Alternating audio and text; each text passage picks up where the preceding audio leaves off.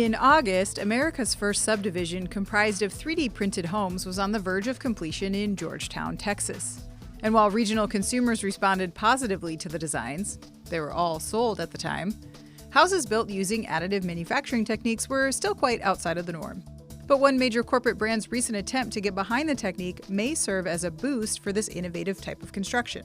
Starbucks has unveiled its first 3D printed drive-thru coffee store in Brownsville, Texas, featuring signature layered concrete walls with doors and windows sandwiched throughout. German construction firm Perry 3D collaborated with Starbucks on the project, which used a computer-controlled robotic arm for applying the concrete layers.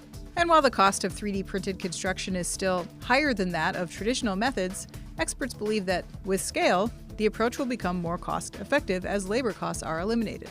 Not to mention, the process has a speed advantage. From construction start to opening, the Brownsville location was done in just a couple of months.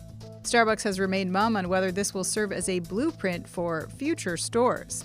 Still, construction experts see this instance as a boon for the technology, referring to it as an example of an industry figuring out ways to use the technology.